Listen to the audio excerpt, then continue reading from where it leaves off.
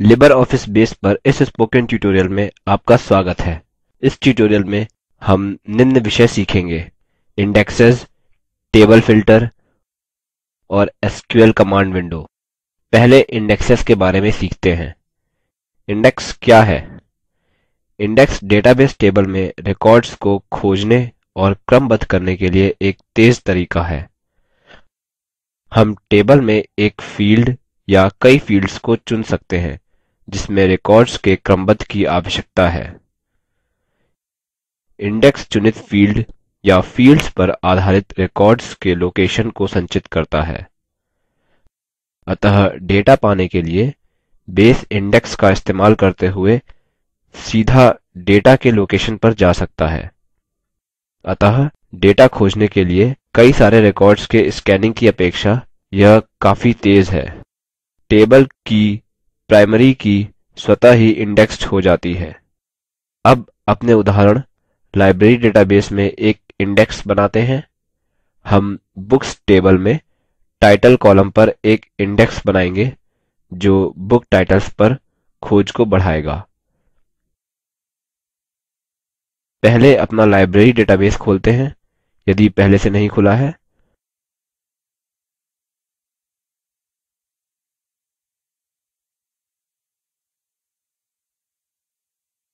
और edit mode में books table को खोलें। टेबल डिजाइन विंडो में टूल्स मेन्यू पर जाएं और इंडेक्स डिजाइन चुनें। इंडेक्सेस विंडो में ध्यान दें कि बेस ने पहले से ही प्राइमरी की को यूनिक इंडेक्स के रूप में ले लिया है। अपनी इंडेक्सेस बनाने के लिए सबसे बाईं तरफ के आइकन न्यू इंडेक्स पर क्लिक करें और दाईं तरफ इंडेक्स फील्ड में ड्रॉप डाउन सूची में टाइटल चुनें।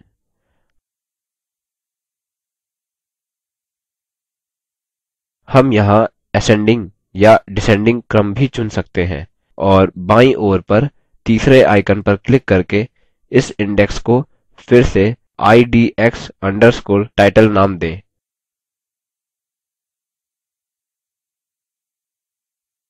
और इसके बगल में सेव आइकन का इस्तेमाल करके इसे सेव करें। अतः यहाँ टाइटल फील्ड पर हमारा इंडेक्स है। इस प्रकार से हम बेस का उपयोग करके टेबल्स के लिए इंडेक्सेस को बना, बदल, फिर से नाम देना या मिटा सकते हैं। यहाँ आपके लिए एक नियत कार्य है। मेंबर्स टेबल में नेम्स पर एक इंडेक्स बनाइए और इसको IDX_member name नाम दें। आगे देखते हैं कि टेबल फिल्टर क्या है। टेबल फिल्टर फीचर हमें अन्य एप्लीकेशन से टेबल्स को बेस डेटाबेस में छुपाने की अनुमति देता है। उदाहरण के लिए लाइब्रेरी डेटाबेस में बुक्स टेबल को छोड़कर सभी टेबल्स को छुपा देते हैं। अब टेबल फिल्टर टूल्स मेन्यू में उपलब्ध है। यहाँ ऑल व्यूज को चेक करें और बुक्स टेबल को चेक करें। मतलब हम केवल बुक्स टेबल को अन्य एप्लीकेशंस को दर्शाने के लिए बना रहे हैं। अब ओके बटन पर क्लिक करें, फिर व्यू मेन्यू पर क्लिक करें और फिर रिफ्रेश टेबल्स पर। ध्यान दें कि केवल बुक्स टेबल यहाँ दिख रही हैं। साथ ही जब इस डेटाबेस को लिबर ऑफिस राइटर या कैल्क से एक्सेस करते हैं हम वहाँ केवल बुक्स टेबल देखते हैं। यहाँ एक और नियत कार्य है। लिबर ऑफिस राइटर खोलें, लाइब्रेरी डेटाबेस को एक्सेस करें और वहाँ पर मौजूद टेबल्स को जांचें। बेस में सभी टेबल्स को फिर से दर्शाइए और टेबल्स की मौजूदगी को पुनः चेक करने के लिए लिबर ऑफिस राइटर को फिर से खोलें। अंततः एसक्यूएल कमांड विंडो के बारे में सीखते हैं। एसक्यूएल कमांड विंडो को टूल्स मेन्यू से एसक्यूएल चुनकर एक्सेस कर सकते हैं। हम डेटाबेस को एसक्यूएल स्टेटमेंट्स देने के लिए इस विंडो का इस्तेमाल कर सकते हैं। अब हम एसक्यूएल क्वेरीज को निष्पादित करने के लिए क्वेरीज का भी इस्तेमाल कर सकते हैं, किंतु यहाँ हम डेटाबेस से केवल डेटा पूछने तक सीमित हैं। मतलब यहाँ हम केवल सिलेक्ट स्टेटमेंट्स जारी कर सकते हैं, किंतु हम एसक्यूएल स्टेटमेंट्स निष्पादित नहीं कर सकते, जो यहाँ डेटा और टेबल की संरचना को बदलते या नए टेबल्स बनाते हैं। और एसक्यूएल कमांड विंडो हमें इस तरह के डेटा मैनिपुलेशन और डेटा डेफिनेशन स्टेटमेंट्स या लैंग्वेज का इस्तेमाल करने में मदद करता है।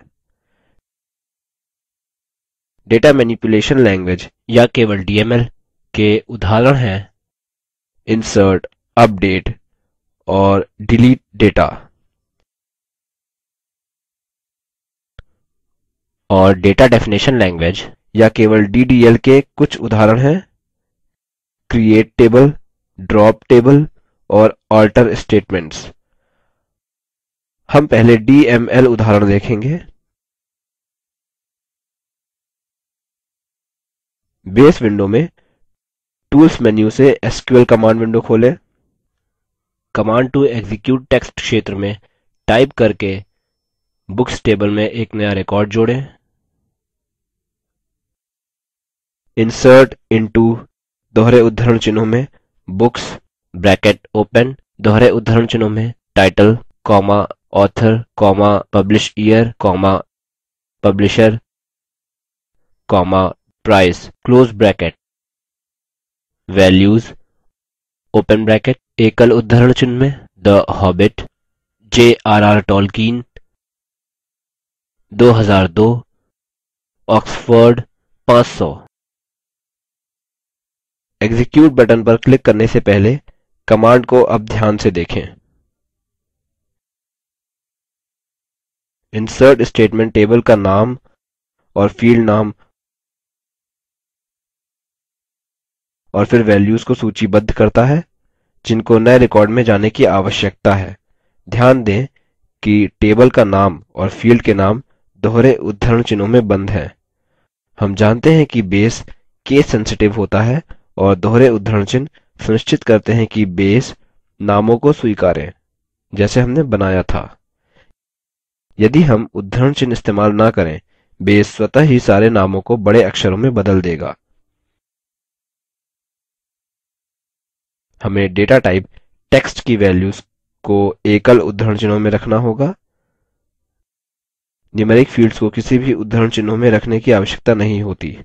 साथ ही हमें बुक आईडी फील्ड सम्मिलित करने की आवश्यकता नहीं है, जो कि एक ऑटो नंबर फील्ड है। नंबर को खुद से बनाने की जिम्मेदारी बेस लेगा।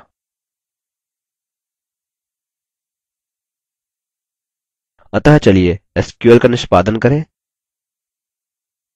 सूचना कमांड सक्सेसफुली एग्जीक्यूटेड पर ध्यान दें। यदि यहाँ हमारे लिखे गए एसक्यूएल में कोई एरर्स होती हैं तो बेस उन्हें इंगित करेगा। बुक्स टेबल पर डबल क्लिक करें और नए रिकॉर्ड को देखें जिसे अभी जोड़ा है। यह अंतिम रो में जुड़ गया है। आगे एक डीडीएल उदाहरण देखते हैं।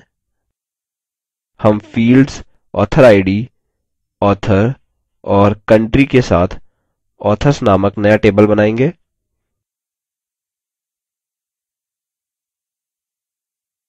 एसक्यूएल कमांड विंडो में जैसा स्क्रीन पर दिख रहा है वैसा टाइप करें और इसे निष्पादित करें। टेबल्स सूची पर वापस जाएं और व्यू मेन्यू से टेबल्स को रिफ्रेश करें। यहाँ नया ऑथर्स टेबल है जिसे हमने अभी बनाया है।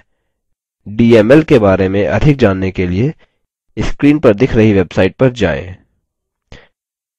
डीडीएल के बारे में अधिक जानने के लिए स्क्रीन पर दिख रही विकिपीडिया वेबसाइट पर जाएं। यहाँ आपके लिए एक और नियत कार्य है।